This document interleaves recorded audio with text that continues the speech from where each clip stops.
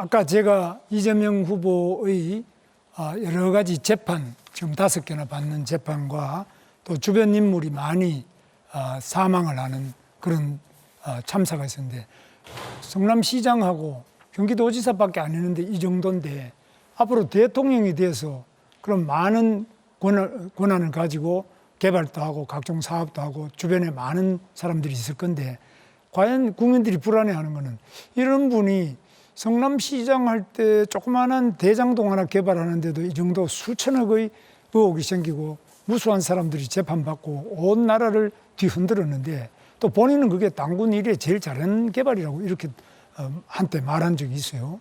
그래서 이런 분이 대통령이 돼서 만약에 각종 국토 개발을 한다, 각종 사업을 한다, 주변에 또 많은 공직자를 제대로 거느릴 수 있을까?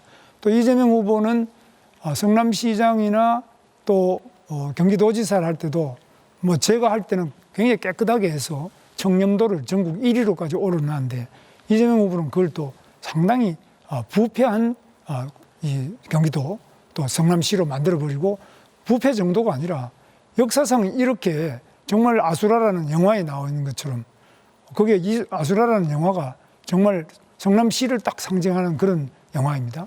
이렇게 돼가지고 온 주변이 비리와 감옥 투옥되고, 또 많은 사람들이 갑자기 수사받다가 죽어버리고, 또 아까 제가 말씀드렸습니다만은 도시공사 경기도지사 첫 비서실장이었는 전영수 실장은 이제 정치를 내려놓으십시오.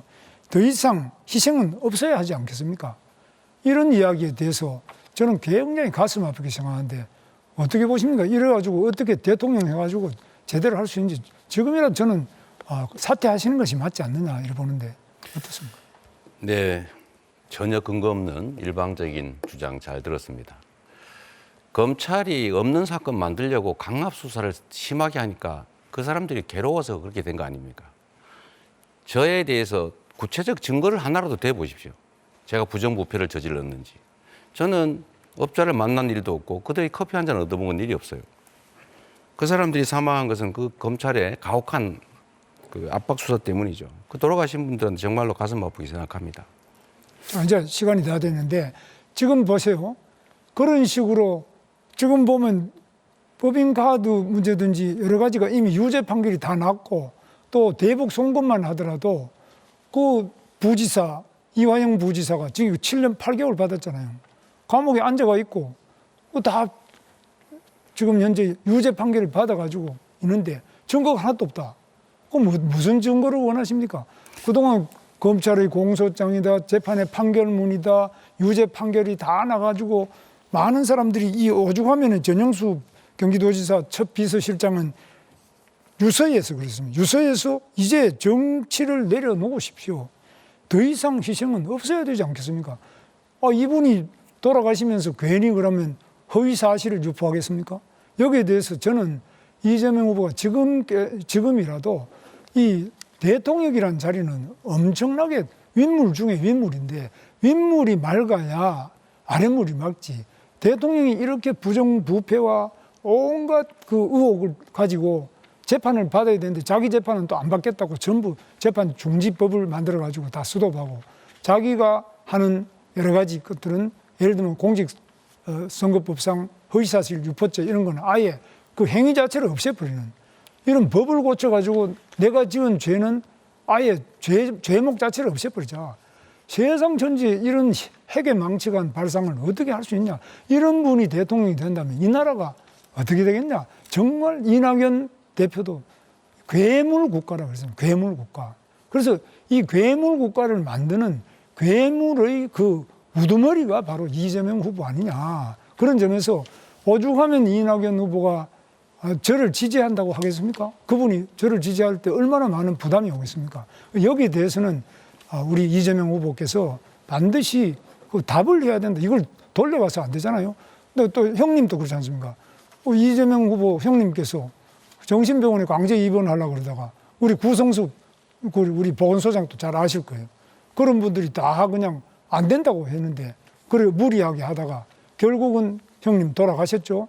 그 다음에 또 형수님 보고 그 말린다고 온갖 그 요구를 해가지고 온 가정이 다 어려워졌고 파탄이 나고 이런 상태인데 이것도 못하면서 그 연설 장소가 아니니까 저한테 아니 어떻게 합격을 좀 한번 그래가지고 어떻게 대통령이 되느냐. 저는 그런 면에서 국민들이 너무너무 우려하고 제가 우려하는 것이 아니라 이낙연 총리가 오죽하면은 우려를 해서 이렇게 돼 있겠냐. 잠시만 사회자가 개입하겠습니다.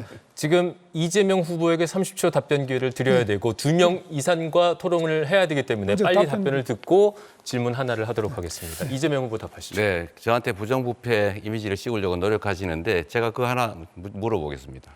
김문수 후보 그 정치자금 4번인가 3번인가 그 부정자금 받은 걸로 그 캠프에 있는 아주 가까운 사람 다 처벌받았죠.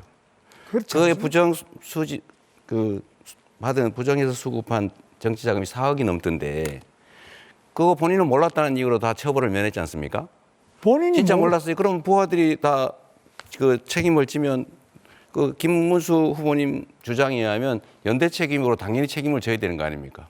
아니, 제가 알지도 못하는 일에 대해서 왜 제가 책임을 져야 됩니까? 제가 네, 잠시 문제가- 사회자가 개입하겠습니다. 시간이 남지 않아서 한 명에게 더 질문을 하고 답을 들어야 예, 2명 이상 토론이 가능합니다. 제가 문제가 있다면 당연히 처벌받았겠죠. 제가 안 처벌받으면 자꾸 저 처벌로 하는데 우리 이준석 후보는 어떻게 보십니까 이 문제? 방금 전에 이재명 후보가 측근들이 문제가 있으면 나도 문제가 있는 것이냐 이렇게 하셨기 때문에 본인들 측근들이 이제 문제 생기시면은 똑같은 논리로 이제 타격받으실 텐데 그냥 급급해가지고 안 말씀하신 것 같습니다. 실제로 이재명 후보 문제 많죠. 네, 9초 사용할 수 있습니다. 네, 그래서 지금 이렇게 본인이 이렇게 전 세상이 다 아는 문제를 딱 잡아떼는 거 이거는 대통령 자격이 없다고.